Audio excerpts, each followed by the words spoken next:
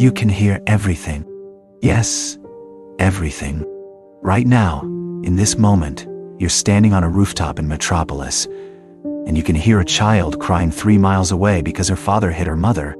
You can hear a man in Jakarta screaming as a building collapses on him.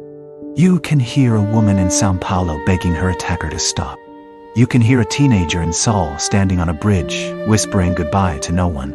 You can hear 1,000 car alarms, 10,000 arguments, 100,000 heartbeats, all slightly out of rhythm, all pumping blood through fragile bodies that could stop at any second.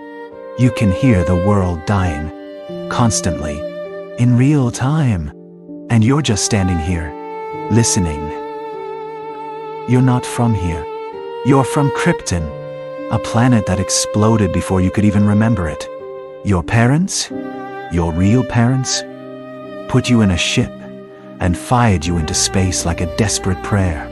You were a baby. You had no choice. You landed in Kansas, in a field, in the middle of nowhere, and Jonathan and Martha Kent found you. They could have turned you over to the government, to scientists, to people who would have dissected you to figure out what you are. But they didn't. They took you home. They raised you. They loved you. And they lied to you. For 12 years, they told you that you were normal, that the things you could do, the strength, the speed, the hearing, were just growth spurts. Puberty. Nothing to worry about. But you knew.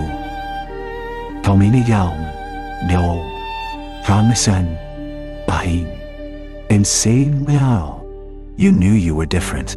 You just didn't know how different until you were old enough to understand what alien meant. You're 16 when you hear someone die for the first time.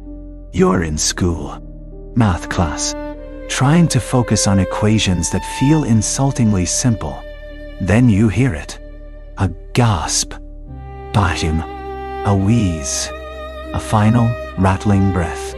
It's coming from 2 blocks away. An old man. Heart attack. Alone in his apartment. You freeze. Your pencil snaps in your hand. Clark? The teacher asks. You okay? You're not okay. You're hearing a man die. And you're sitting in a classroom doing algebra. You should go. You should help. But you don't know how. You don't know what to say. She can hear someone dying 2 blocks away and I need to leave right now. Sounds insane. So you sit there and you listen to him die. It takes 4 minutes. 4 minutes of labored breathing, of panic, of pain. And when it stops, you feel something inside you break, because you could have saved him. You were right there, and you did nothing. Your dad finds you that night. You're in the barn, sitting in the dark. I heard someone die today, you say quietly. Jonathan doesn't ask how you heard. He knows. I'm sorry, son. I could have saved him. Maybe. Maybe not. I was 2 blocks away, Dad. I could have run there in seconds. I could have. And then what? Jonathan's voice is gentle but firm. You save him. People see you. They ask questions. And then what happens to you? To us? You don't have an answer. Clark, I know you want to help, but you can't save everyone. And if you try, they'll destroy you. You want to argue. You want to tell him he's wrong. But you don't. Because part of you is terrified he's right. You start listening more carefully after that. You can't help it. The hearing doesn't turn off. At night, lying in bed, you hear everything. Fights, accidents, crimes, screams. You hear a woman being attacked in an alley. You hear a child trapped in a house fire. You hear a man loading a gun, muttering about how no one will miss him. And you have to choose. You can't save them all. You can only be in one place at a time. So you choose. Every night, a horrible calculus of suffering. The child in the fire. You go. You pull her out. You disappear before anyone sees you. The woman in the alley? You're too late. By the time you get there, she's already bleeding out. The man with the gun. You hesitate. You tell yourself he'll change his mind. He doesn't. You hear the gunshot. You hear his body hit the floor. And you stand in your bedroom, fists clenched, hating yourself. Because you could have saved him. You just didn't choose him. You're 18 when you leave Smallville. Not because you want to, because you have to. The hearing is getting worse. Or maybe you're just getting better at processing it. Either way, you can't stay. The screams are too loud, too constant. If you stay in Kansas, you'll go insane. Or you'll reveal yourself trying to save everyone within 100 miles. So you leave. You travel. You try to help quietly, anonymously. You pull people from car wrecks and disappear before the ambulance arrives. You stop muggings in alleys and vanish into shadows. You put out fires with your breath and leave before anyone asks questions. You're a ghost, a rumor, an urban legend. And you're so tired. You hear 7 billion people. Not all at once, not clearly. But they're there, at the edge of your consciousness. A constant hum of voices, heartbeats, suffering. You learn to filter it, to focus, to push most of it into background noise. But it never stops. Even when you're not listening, I know it's happening.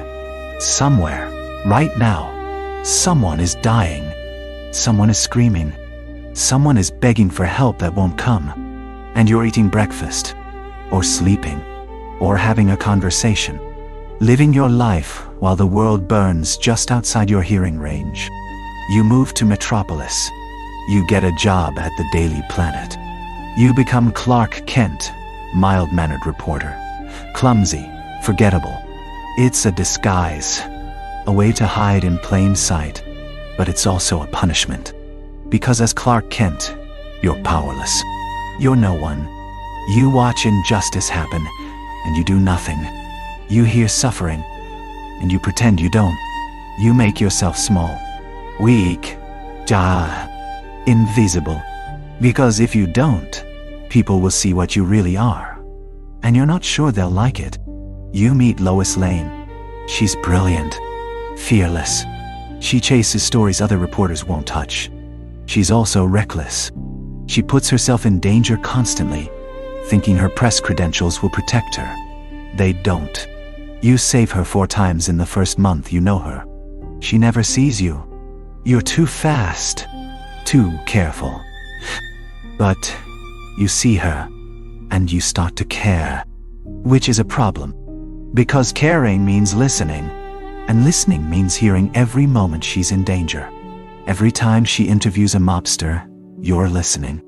Every time she goes to a crime scene, you're ready to move. Every time her heartbeat spikes, fear, adrenaline, pain, you're there.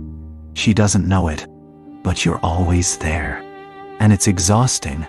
You become Superman because you have to, not because you want to. Because the alternative is worse. A plane is falling. Hundreds of people screaming. You hear every single voice, every prayer. You can save them easily. Nimenda, andend, ishishanda. But if you do, there's no hiding anymore. You hover in the air for 3 seconds, an eternity for you, weighing options. Save them and reveal yourself. Become something the world can see, judge, fear. Or let them die and keep hiding. It's not a choice. It never was. You catch the plane, and the world meets Superman. They love you. At first, Superman saves hundreds. Man of Steel prevents disaster. Hero from the stars. You're on every screen, every newspaper, every conversation. They call you a savior, a miracle, a gift. And all you can think is, he could have done this years ago. All those people you didn't save because you were hiding. All those screams you ignored. They're calling you a hero. You feel like a coward. The expectations start immediately. Superman, There's a fire in Chicago. Superman. There's an earthquake in Nepal. Superman, my daughter is missing, please, you have to help. You try. God, you try. But you can't be everywhere at once. You save a busload of children in Berlin. While you're gone, a building collapses in Mumbai. You stop a terrorist in Cairo. While you're there, a ferry sinks in Seattle. You're moving at supersonic speeds. You're not sleeping. You're barely eating. And it's not enough. It's never enough. You hear them blame you. Not everyone, but enough. Where was Superman when my husband died? He saved that plane, but he let my sister drown. If he's so powerful, why can't he save everyone? They're right. You shouldn't be able to save everyone, but you can't. And the guilt is crushing. You start keeping a list, not on paper, in your head. Every person you didn't save, every scream you ignored because you were somewhere else. The list grows every day, every hour, every minute. You're in Metropolis, stopping a robbery, and you hear a woman in Tokyo scream as a train derails. You can't get there in time. She dies. You add her to the list. You're rescuing earthquake victims in California, and you hear a man in London begging for help as his house burns. You can't be in two places at once. He dies. You add him to the list. The list is thousands of names long now. Thousands of people you heard die because you chose someone else. Lois figures it out. She's too smart not to. You're him, she says one day. Clark Kent is Superman. You want to deny it. You want to protect her from this. But you're so tired of lying. Yes? She's quiet for a long time. How do you do it? She finally asks. Do what? Hear all of that suffering and not lose your mind. You look at her, and you realize she knows. She understands. I don't know. You say honestly. I think maybe I am losing my mind. Slowly, she takes your hand. And for the first time in years, you don't feel completely alone. But even Lois can't save you from the noise. You're lying in bed next to her. She's asleep, peaceful. And you're listening to a child in Bangladesh scream as floodwaters rise around her. You could save her. You should save her. But if you leave now, Lois will wake up alone. Again. She'll ask where you went. You'll lie. Or tell the truth. Either way, it'll hurt. So you stay. Nada.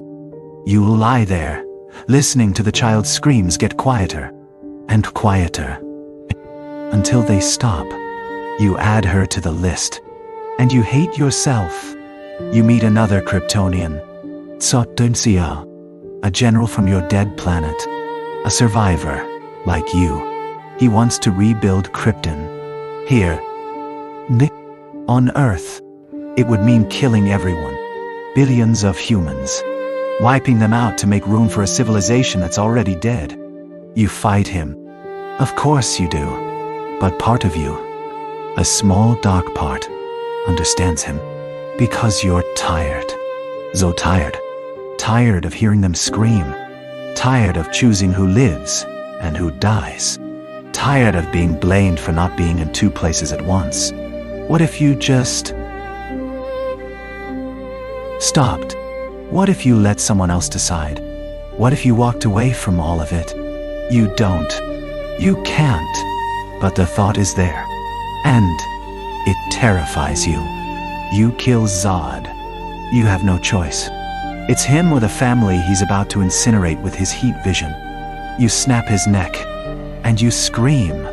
Not in triumph. In anguishing. So, because Zod was the last Kryptonian besides you. And now, you're alone. Truly, completely alone. The last of your kind. Surrounded by billions of people you can hear, but never truly know. Forever. The years pass. You save thousands. Millions maybe. But you hear. Ye billions. Every day, you make impossible choices. The earthquake in Chile or the shooting in Dallas. The factory fire in Vietnam or the capsized boat off Greece. The hostage situation in Moscow or the child stuck in a well in Kenya. You choose. You save one. You let the others die. And every single time, you add them to the list. The list that never stops growing. You're not aging. Not like them. Lois is getting older. You can see the gray in her hair, the lines around her eyes. She's beautiful. Still. Always. But she's mortal. And you're not. You can hear her heartbeat slowing. Just slightly. Just enough to know. One day, you'll lose her too. And you'll still be here. Still hearing. Still choosing. Forever. People ask you sometimes, what's it like to be Superman? You smile. You say something reassuring. Something hopeful. But the truth? The truth is, you're rotting. Not your body. Your body is invincible. Your soul. Every scream you hear and can't answer chips away another piece. Every person you let die because you were somewhere else carves out another hollow. Every night you lie awake listening to the world suffer, you lose a little more of yourself. You're not a man. You're not a god. You're a prisoner. Trapped in a body that won't die, with senses that won't turn off, in a world that needs you everywhere and blames you for not being omnipresent. You stand on a rooftop in Metropolis. The sun is setting. The city is beautiful. And you can hear everything. A woman in Paris crying over a breakup.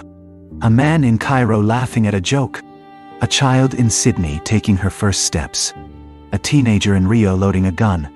A mother in Lagos begging doctors to save her son. A soldier in Syria taking his last breath. All of it, at once, forever. You could say some of them. Not all. Never all. So you choose. You always choose. And you add the others to the list. You're Superman, the Man of Steel. The last son of Krypton. The greatest hero Earth has ever known. You can lift mountains. You can move faster than light. You're invincible. And you're dying inside. Because you hear every scream, every plea, every final breath. And you can only be in one place at a time. You're rotting. Slowly. Invisibly. Hollowed out by the weight of 7 billion voices you can never silence. You can't escape. You can't turn it off. You can't die. You can only listen and choose.